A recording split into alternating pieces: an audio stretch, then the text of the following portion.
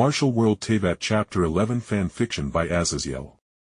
In not but minutes, Ningguang had inspected the platform, the machine guns, and of course the box built around the machines to cut down on the noise it was making. Keqing, you said this was all put together in not but the last few hours? She asked frankly.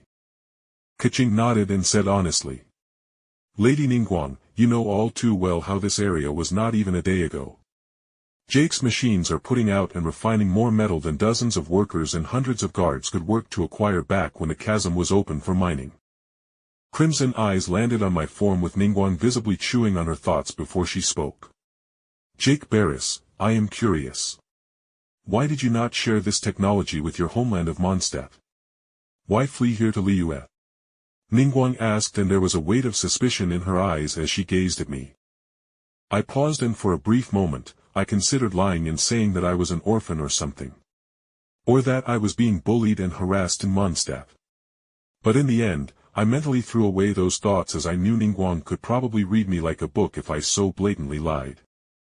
So I answered honestly. I was teleported by something.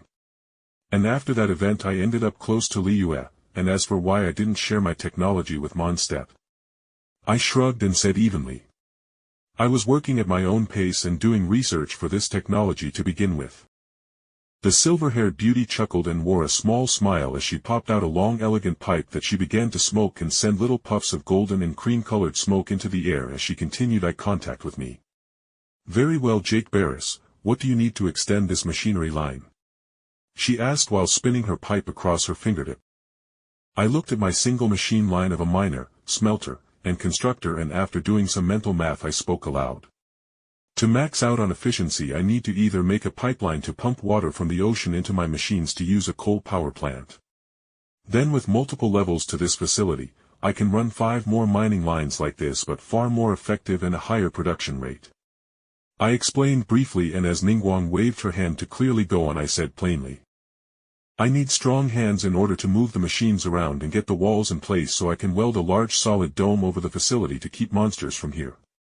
And of course, guards to keep the facility safe while everything is running. I finished what I truly needed. With just a single machine line, with the machines able to put out the necessary iron and copper, I could put together all the early satisfactory machines, and likewise, I could start prepping to make the deep rock galactic weaponry. My single demand made Ningguang raise an eyebrow, and she said with some humor. Just workers to do what I wish for you to do in expanding your operations. Of course, you will be diverting these mined resources to Liyue, but no Jake. What do you want for helping the city of Liyue? What do you desire and dream of? She asked with no little bit of temptation in her voice as she attempted to find out what I desired with my supposed genius. I had to take a second to answer, as I was all too aware that I was going to be sending Liyue resources for the right to be mining her, to begin with. To say nothing of how I needed supernatural martial support to survive outside of the city anyway.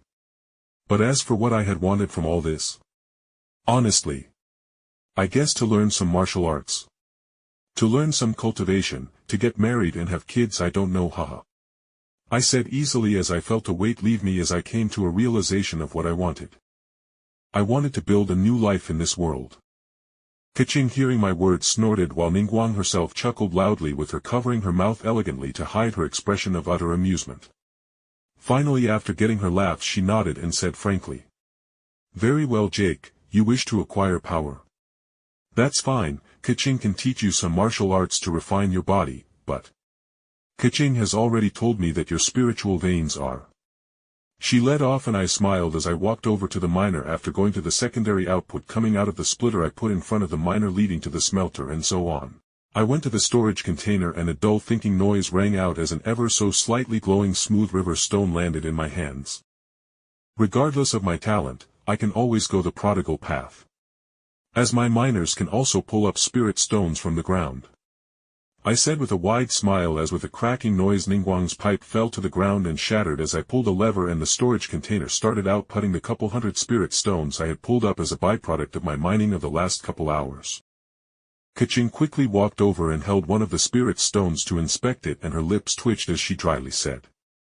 They are all basically uniform. And close to a middle-tier spirit stone in terms of spiritual density. As both ladies looked at me in utter confusion, I shrugged and vaguely explained how my machines were just treating the spirit stones as a byproduct due to the native ground being filled with trace spiritual elements, that it was registering as radioactive materials that needed to be quarantined and disposed of. Jake. How many spirit stones can your finished factory output?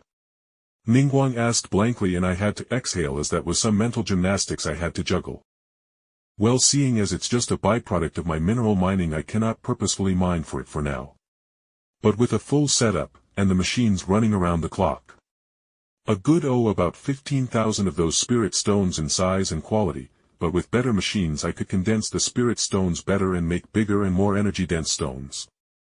I answered happily, and a clank rang out as Keqing blankly dropped the spirit stone that was so similar to the one she gave me when I first reached Liyue.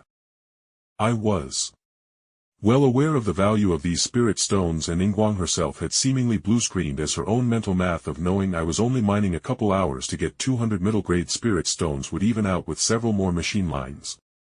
You are perfect for an auxiliary cultivation art, I know, she said with a wry smile, and then she continued as I raised an eyebrow. It's called the Golden Path, and for people with poor talents but great business senses, it allows you to cultivate the Tao of gold. Either accumulating or spending great amounts of money will acquire karmic energy that allows even people with the worst talents to match a genius, though it's not known for its attacking methods. It does have powerful defensive spells, she explained, and then with a flick of her hands a golden tablet appeared in her palms. Here, call this an early investment.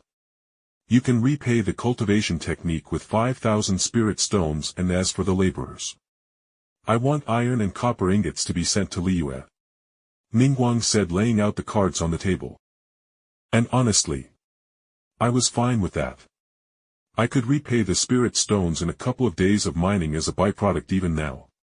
To say nothing of when I got a dozen such mining lines.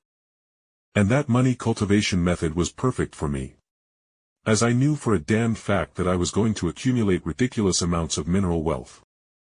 You got a deal, I said happily, with Ningguang smiling in turn, and she turned on her heel and strutted back towards her carriage, and only when she reached the carriage did she look back and spoke to Keqing. Keep him alive, Yuhan, he is an asset of Liyue now.